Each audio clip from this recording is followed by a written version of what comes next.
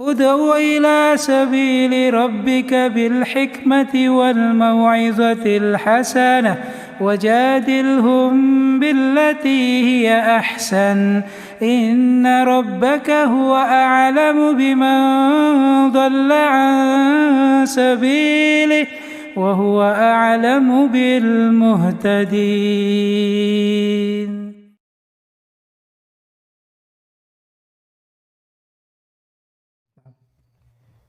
Wa qala musannif rahimahullah tentang riya.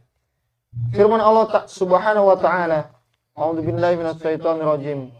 Qul innama ana basyarum mislukum yuha ilayya annama ilahukum ilahu wahid.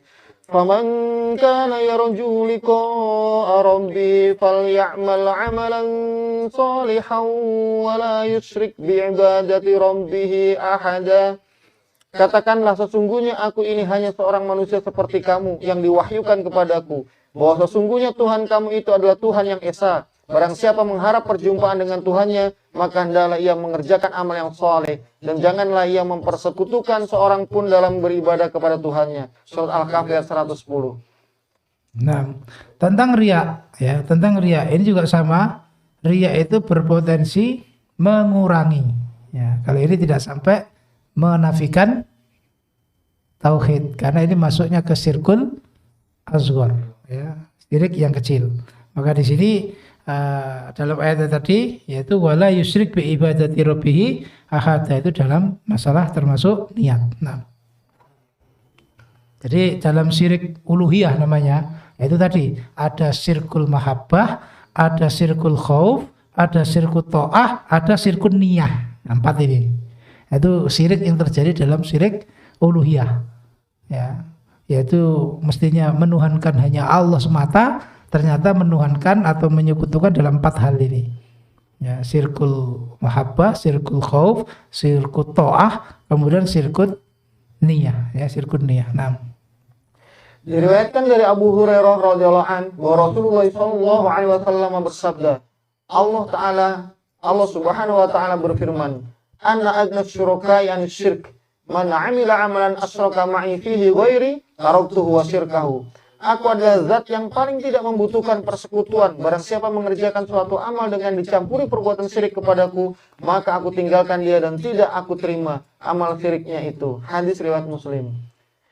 Diriwayatkan oleh Abu Sa'id radhiyallahu anhu bahwa Rasulullah SAW bersabda, "Ala ukhbirukum bima huwa akhwafu 'alaikum 'indi minal masihid dajjal."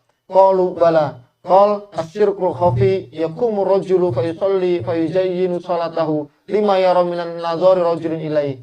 Maukah kamu aku beritahu tentang sesuatu yang lebih aku khawatirkan menimpa kalian daripada Al-Masih Ad-Dajjal?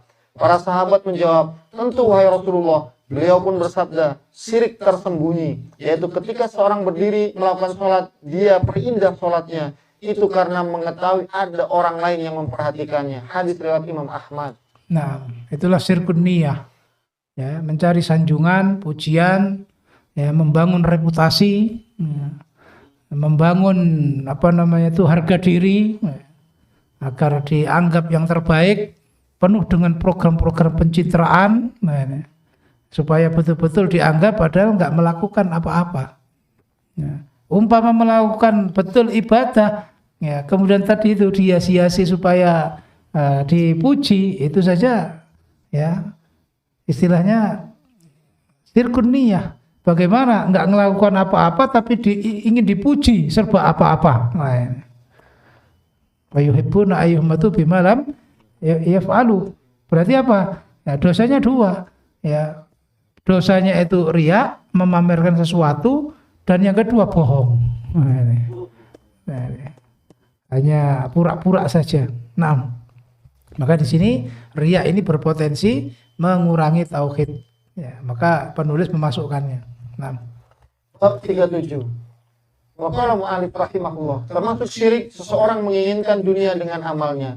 Firman Allah Subhanahu wa taala, A'udzu billahi minasy syaithanir rajim. Man kana yuridul hayatan dunya wa zinataha nuwaffi ilaihim a'malahum fiha wa hum fiha la yubkhasun. Ulaika alladzina laisa lahum fil akhirati illa an-nar wa habita ma sana'u fiha wa batilum ma kanu ya'malun. Barang siapa yang menghendaki kehidupan dunia dan perhiasannya, niscaya kami berikan kepada mereka balasan pekerjaan mereka di dunia dengan sempurna, dan mereka di dunia itu tidak akan dirugikan. Itulah orang-orang yang tidak memperoleh di akhirat kecuali neraka, dan lenyaplah di akhirat itu apa yang telah mereka usahakan di dunia, dan sia-sialah apa yang telah mereka kerjakan. Surat Hud ayat 15 dan 16. Nah, ini juga bentuk dari kesyirikan, ialah menginginkan dunia dengan amal ibadahnya. Ya, namanya ibadah itu kan tajridul qalbi an manafi'id dunya fi amalil akhirah, itu ta'rifnya. Ya, orang ibadah murni, niat ikhlas itu adalah hatinya bersih dari mengharapkan manfaat dunia, ya, dengan amal ibadahnya, dari amal ibadahnya. Itu mestinya begitu. Nah, tapi ketika orang itu mencari dunia dalam ibadahnya, itu berpotensi syirik. Apa syirik? Yaitu syirkun niyah. Mestinya mengharap Allah, ternyata mengharap dunia. Ya, kalau dapat dunia, semangat terus ibadahnya. Apalagi disaksikan. Semangat. Tapi ketika tidak, ya, putus asa. Ya, putus asa. Ya, ini bentuk dari hanya mengharap dunia. Dunia itu kan ada lahir, ada batin.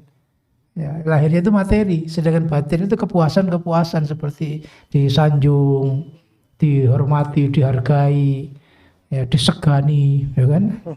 Ya, segone macam-macam. Nah, ini bentuk dari nikmat dunia yang batin.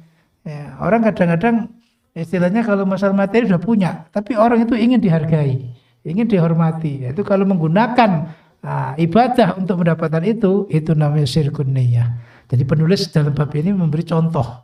Setelah membahas syirkun niyah secara umum, di sini memerinci contoh untuk apa? Niat mencari dunia. Ini kan bagaimana ulama itu membimbing secara detail. Ya, setelah memberi penjelasan secara umum, dicontohkan contoh syirkun niyah itu apa? Ya ini mencari dunia. Nah,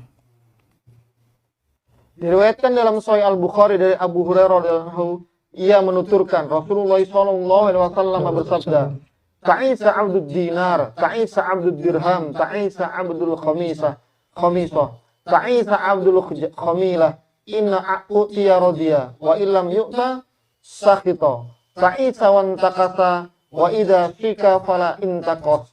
Tuba li 'abdin akhadha bi'inan farasihi fi sabilillah, as'asa ra'sahu mubaratin qadamahu, in kana fil khirasah kana fil khirasah, wa in kana fis saqah kana fis saqah, wa in ista'dana lam yu'dan lahu, wa ilam syafa' lam yusfa'." Nah, hadis ini juga menunjukkan, belum terjemahnya. Celakalah hamba dinar, celakalah hamba dirham, celakalah hamba khamisah, dan celakalah hamba khamilah. Jika diberi ia senang, tetapi jika tidak diberi ia marah. Celakalah ia dan tersungkurlah. Apabila terkena duri, semoga dia tidak dapat mencabutnya. Berbahagialah seorang hamba yang memacu kudanya berjihad di jalan Allah dengan kusut rambutnya dan berlumur debu kedua kakinya. Bila dia berada di pos penjagaan, dia akan tetap setia berada di pos penjagaan itu. Dan bila ditugaskan di garis belakang, dia akan tetap setia berada di garis belakang itu. Jika dia meminta permisi untuk menemui raja atau penguasa, dia tidak diperkenankan. Dan jika bertindak sebagai perantara, tidak diterima perantaranya. Nah, penulis mencantum hadis ini sebagai, ya, keterangan inilah alamat orang yang syirkun niyah dan tidak. Kalau tadi contoh, ya, mengejar dunia. Kalau ini alamat orangnya bagaimana? Orang kalau, ya, terobsesi dengan dunia, dengan menggunakan amalan akhirat, tadi itu tandanya. Jika diberi, wah semangat, depan sendiri. Ya, kalau ngaji datang paling awal, ya, karena ada dunianya. Tapi kalau nggak ada untungnya, santai. Bila perlu diwakilkan. Nah, ini bentuk dari apa namanya, in u'tiya radiya. Jika tidak diberi, marah, mutung, ya, ngambek. Bentuk dari bahwa dia yang dicari itu hanya dunia. Nah, ini bentuk dari alamat-alamat, ya, alamat-alamat. Dia tersungkur nggak bisa bangun, kemudian jika dia terkena duri tidak bisa dicabut. Artinya hidupnya itu akan penuh dengan penderitaan, ya, merasa selalu ya, dalam keresahan, ya, merasa dalam keresahan. Karena apa? Selalu terobsesi. Namanya terobsesi itu kan tidak mungkin semua obsesinya itu Allah memberi. Nah, ketika tidak diberi stres. Nah, itulah alamat orang yang sirkunia. Ya, terutama mengejar dunia. Adapun yang terakhir itu adalah alamat orang yang ya ikhlasun niyah. Dia ditempatkan dimanapun nggak masalah. Dipandang orang nggak dipandang orang, ya di layar depan atau belakang layar itu nggak masalah. Ya. Bahkan ya saking remehnya itu minta menemui seseorang nggak diizini. Ya. Karena apa? Manfaatnya. Ya. Proposalnya ditolak. Jadi insyafa alam yusfa. Kalau memohon apa-apa, wah langsung dicoret sudah. Langsung dicoret. Nah, ini bentuk dari alamat orang yang ikhlasun niyah.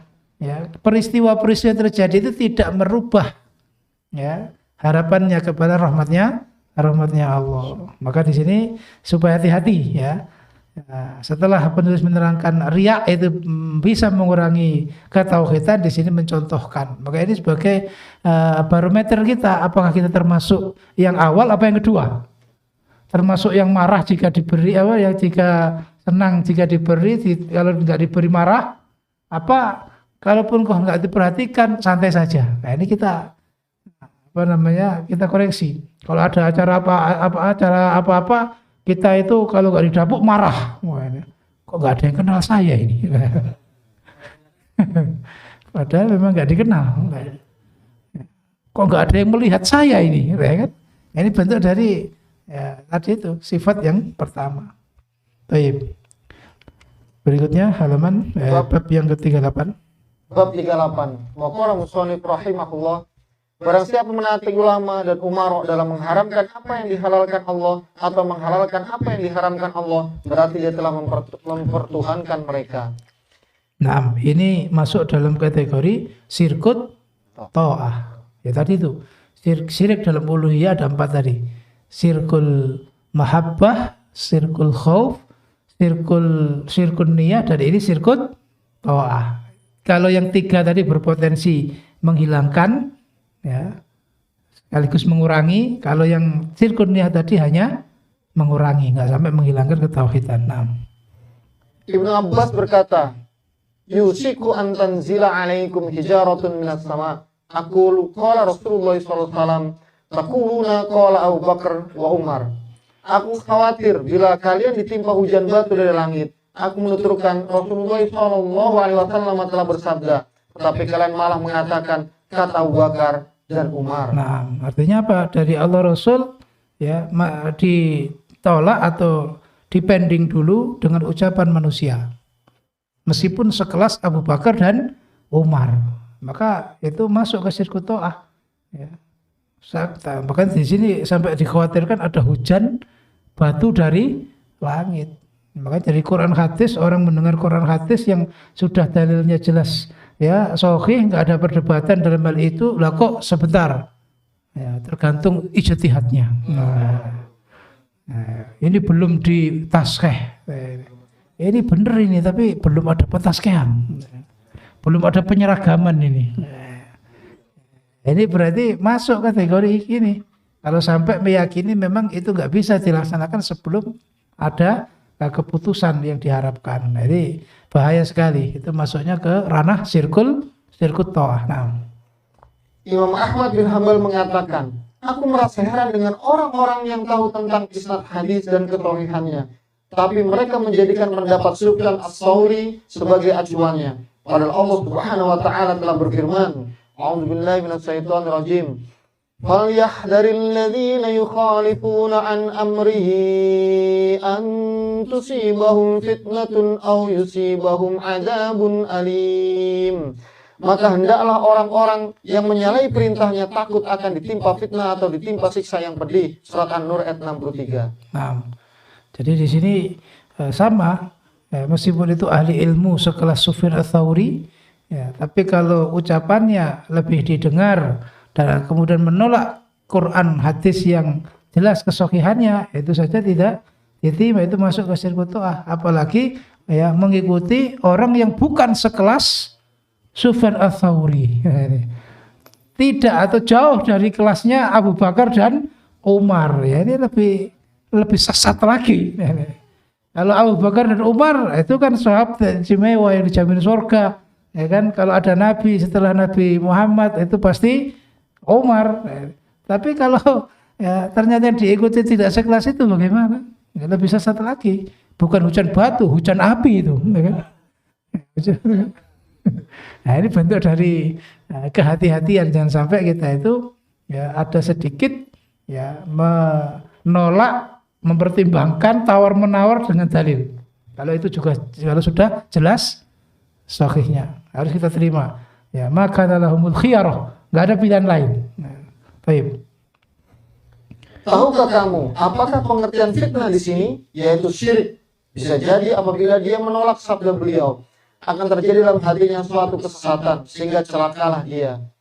Diriwayatkan dari Adi bin Hatim bahwa ia mendengar Nabi SAW membaca firman Allah Subhanahu wa taala, "Ittakhadhu ahbarahum wa ruhbanahum arbaban min dunillah." Mereka menjadikan orang-orang alim dan rahib-rahib mereka sebagai tuhan-tuhan selain Allah. Surat At-Taubah ayat 31. Tutur Adi kemudian, maka aku berkata kepada beliau, sungguh kami tidaklah menyembah mereka. Beliau bertanya, alaisa yuharrimuna ma halallahu fatuharrimunahu wa yuhilluna ma harramahu fatuhillunahu. Fakultu bala. Qal fatilka ibadatuhum. Bukankah mereka itu mengharamkan apa yang telah dihalalkan Allah, lalu kalian pun mengharamkannya? Dan bukankah mereka itu menghalalkan apa yang telah diharamkan Allah, lalu kalian pun menghalalkannya? Aku menjawab, ya. Maka beliau bersabda, itulah bentuk ibadah penyembahan kepada mereka. Hadis riwayat Imam Ahmad dan At-Tirmidzi dengan menyatakan hasan. Nah, jadi fenomena syirkut ta'ah itu kalau ada tahlilul haram wa tahrimul halal berdasarkan ucapan seseorang. Ya, mengharamkan yang halal, menghalalkan yang haram berdasarkan ucapan seseorang, tidak mengindahkan ya, qaulullah dan qaulun Nabi. Ya, lebih mengedepankan itu.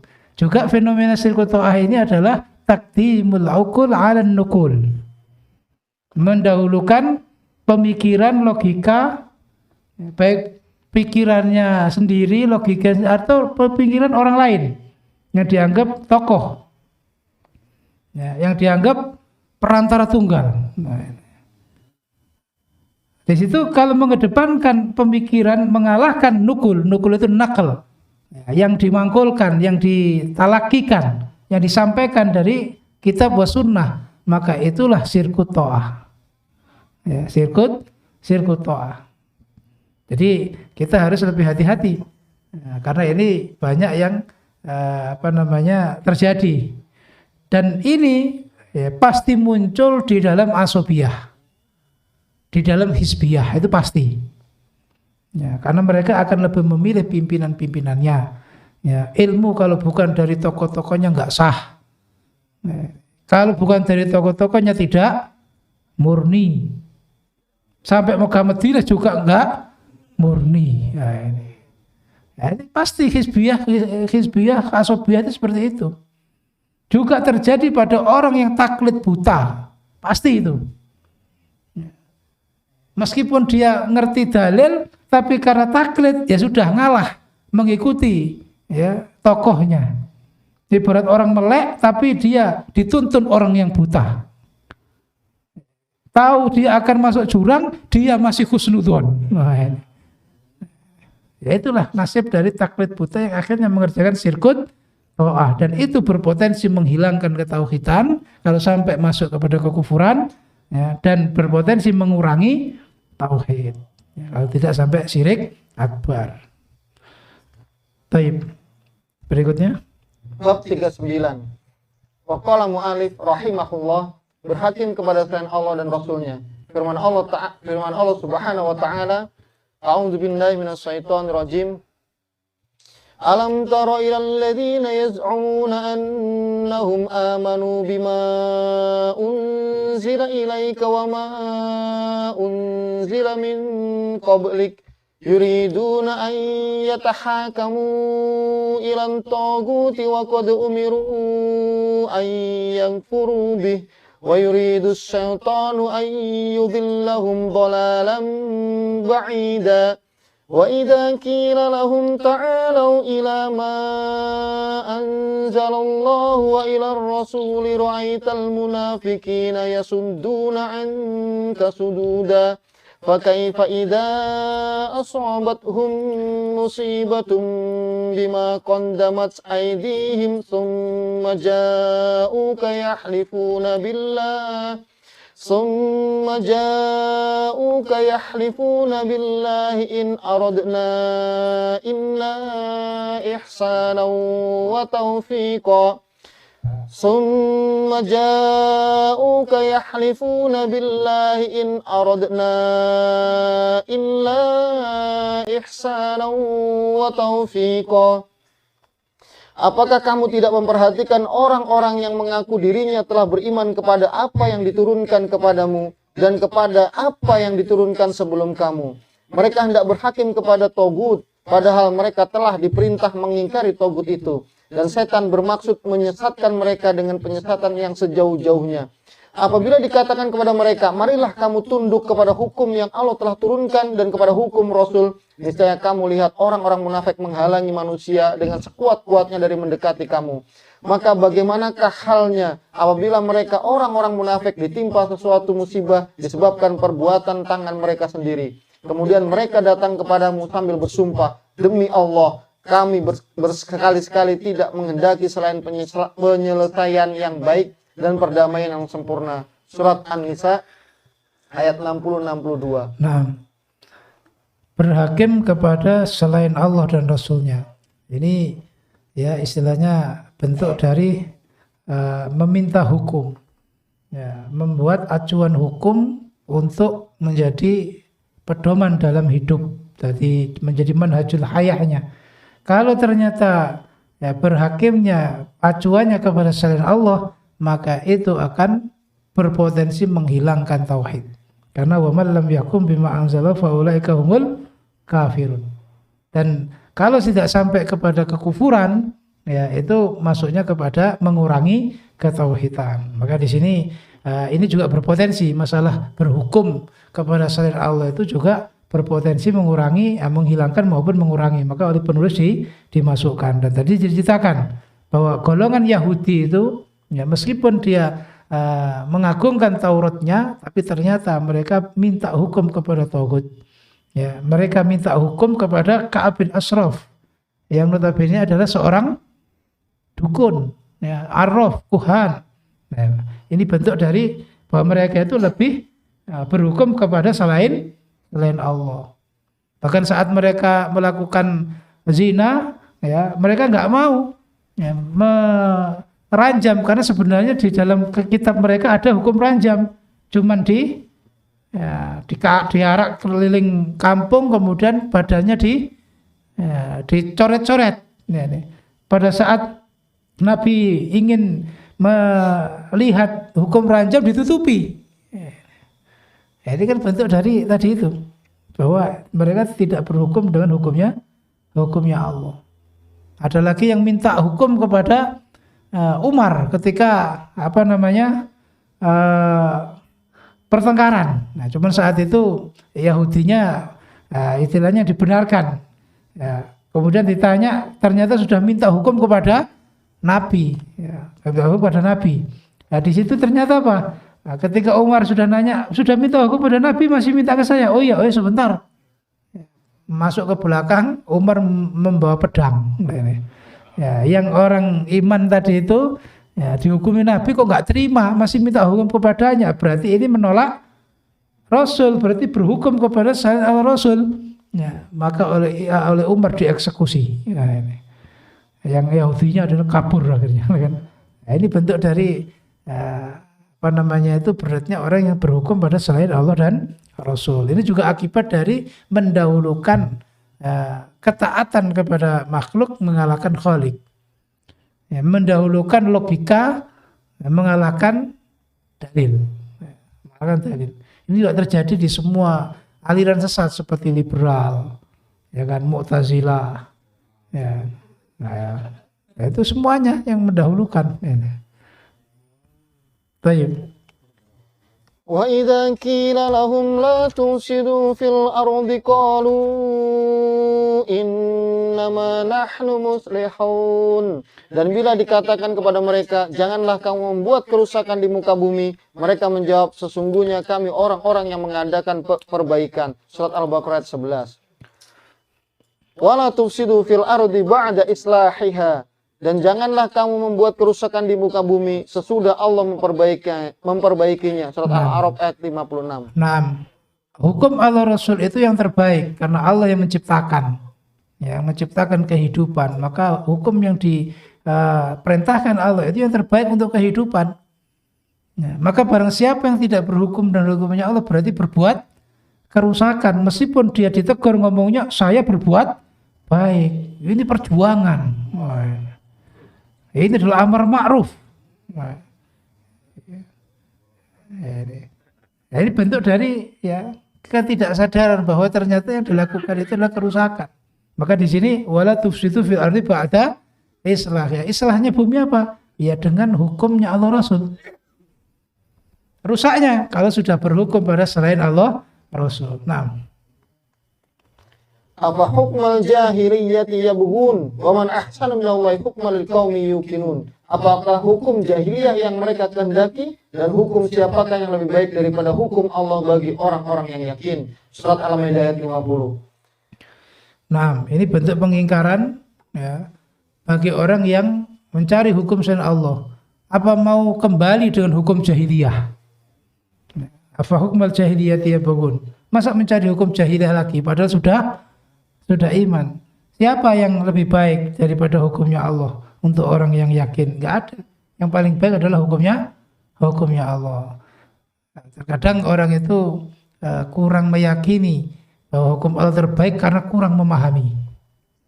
Kurangnya mengerti seluk-beluk keindahan ya hukum Allah Rasul. Hikmahnya belum tahu. Ya. Atau karena lebih tahu ilmu-ilmu dunia, hukum-hukum dunia, ya tidak begitu mengetahui hukum agama. Karena apa? Ya karena sibuk dengan dunianya, kurang memahami ilmu agama, sehingga pasti mengedepankan ilmu agama. Contoh orang dalam ilmu akhlak saja, ketika dia lebih sering membaca ucapan-ucapan filosof, ya ucapan-ucapan psikolog, maka ketika ngomong yang keluar yang dia ketahui, yang dia baca, ya. Dia tidak akan menyebut Quran hadisnya, padahal di Quran hadis sudah dibahas. Kalau kita lihat pembicara atau penulis buku, ketika yang disitir itu adalah tokoh-tokoh kafir, ya, berarti dia mengedepankan, ya, lebih takjub kepada ucapan-ucapan di luar Quran dan hadis. Cuma kadang-kadang ya karena mungkin ada yang kebodohannya, karena yang dipelajari itu sehingga tidak paham isinya Quran dan hadis. Ya kalau seperti itu nggak sampai kufur karena belum tahu. Tapi kalau sudah tahu kemudian menyatakan ya ucapan penelitian ilmuwan itu lebih relevan. Ini kufur ini. Wa man lam yahkum bima anzala fa ulaika humul kafirun. Jangankan ngomong lebih baik, menganggap sama itu sudah kufur. Ya, itu sudah kufur. Apapun itu. Ya, hasil musyawarah siapapun. Ya, hasil itu petaskian kelompok manapun, kalau itu dianggap lebih baik daripada Quran hadis, ya ini masuk kepada syirik.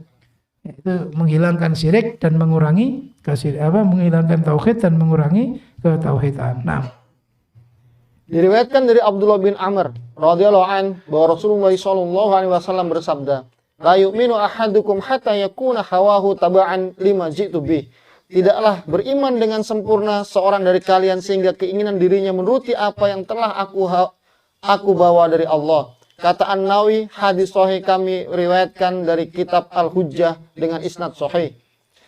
Asy-Sya'bi menuturkan, pernah terjadi pertengkaran antara orang munafik dan seorang Yahudi. Berkatalah orang Yahudi itu, mari kita berhakim kepada Muhammad, karena ia mengerti bahwa beliau tidak mengambil riswah atau sogok. Sedangkan orang munafik itu berkata, mari kita berhakim kepada orang-orang Yahudi, karena ia tahu bahwa mereka mau menerima riswah.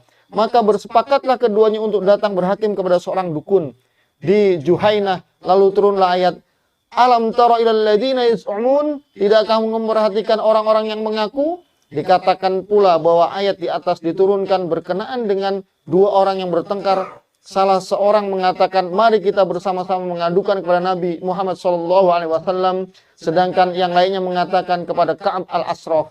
Kemudian keduanya mengadukan perkara mereka kepada Umar. Salah seorang di antara keduanya menjelaskan kepadanya tentang kasus yang terjadi. Lalu Umar bertanya kepada orang yang tidak rela dengan keputusan Rasulullah SAW, benarkah demikian? Ia menjawab, iya. Akhirnya dihukumlah orang itu oleh Umar dengan dipancung menggunakan pedang. Ini kita ceritakan tadi. Ya, jadi Umar dengan tegas langsung, karena berarti sudah kufur hukumnya, ya, menolak hukumnya Rasulullah. Ya, masih mencari hukum yang lain. Naudzubillah. Maka bab ini ditulis oleh penulis, ya, ini karena juga berpotensi menghilangkan ketauhidan 100%, ya, atau mengurangi ketauhidan, ya, Ini sampai akhir kitab ya akan membahas hal tersebut, ya,